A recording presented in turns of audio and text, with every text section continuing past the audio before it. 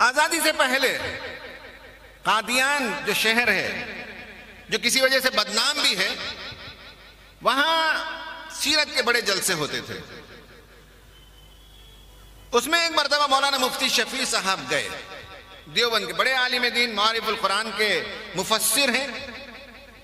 اور ان کے استاذ محترم سید انور شاہ کشمیری رحمت اللہ علیہ، وہ بھی بہت بڑے عالم دین رہے۔ تو مولانا نے لکھا ہے کہ میں ایک دن فجر کی نماز کے وقت گیا، یعنی یہ کہ تہجد کے بعد فجر کی نماز سے پہلے حضرت سے ملاقات کے لیے گئے، تو دیکھا کہ مولانا انور شاہ کشمیری رحمت اللہ علیہ سر پکڑے ہوئے اداس بیٹھے ہیں۔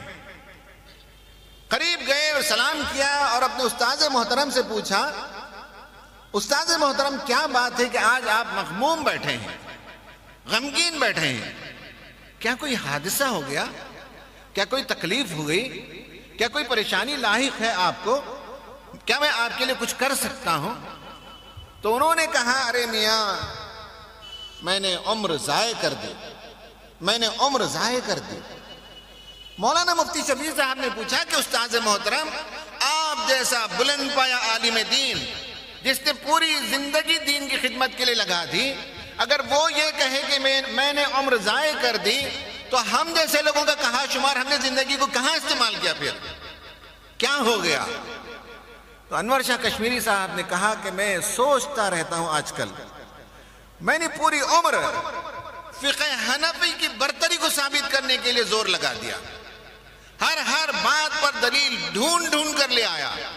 اور شافعی مسلک اور حنبلی مسلک اور مالکی مسلک پر حنفی مسلک کی سپیریارٹی کو ثابت کرنے کے لیے میں نے وقت لگا دیا۔ آج مجھے احساس ہوتا ہے کہ کل قیامت کے دن اللہ تعالیٰ نہ امام ابو حنیفہ سے سوال کرے گا، نہ امام شافعی سے سوال کرے گا، نہ امام مالک سے سوال کرے گا، نہ امام احمد بن حنبل سے سوال کرے گا کہ تم نے یہ مسئلہ کیوں نکالا، تم نے یہ مسئلہ کیوں نکالا۔ اس لیے کہ قرآن و سنت کی بنیاد پر علماء کرام نے جیسا کچھ سمجھا وہ انہیں ہمیں سمجھایا، اور قیامت الدین اس کا کوئی سوال نہیں ہوگا، اور انہیں اللہ تعالیٰ رسوا نہیں کرے گا بلکہ انہیں عزت و احترام سے نوازے گا۔ حالانکہ کسی نے یہاں ہاتھ باندھنے کے لیے کہا، کسی نے یہاں ہاتھ باندھنے کے لیے کہا، کسی نے کہا کہ آمین زور سے کہیں، کسی نے کہا کہ آمین زور سے نہ کہیں، کسی نے کہا کہ امام کے پیچھے فاتحہ نہیں پڑھنی چاہیے، کسی نے کہا کہ امام کے پیچھے فاتحہ پڑھنا چاہیے۔ مولانا کہتے ہیں انور شاہ کشمیری صاحب کہ اللہ تعالیٰ ان تمام انبیاء،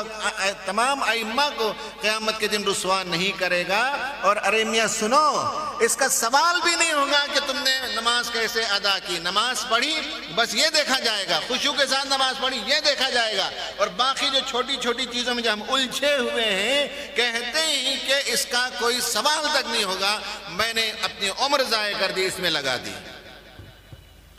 آپ کو بات سمجھ میں آ گئی؟ جو میں بات کہنا چاہ رہا ہوں وہ یہ کہ آج ہم اس موضوع پر اس لیے بات کر رہے ہیں کہ امت کا اتحاد باقی ہے، انہیں یاد دلایا جائے، اور بڑے معاملات میں اتحاد ہے، اور وہ چھوٹے معاملات ایسے ہیں جن کا قیامت میں کوئی سوال بھی نہیں ہونا ہے، اس میں الجھتے ہیں، تو یہ ہماری ناسمجھی ہے، نافہمی ہے، کم عقلی ہے اور بے دینی ہے کہ ان معاملات میں الجھ کر ہم جھگڑا کرنا شروع کر دیں۔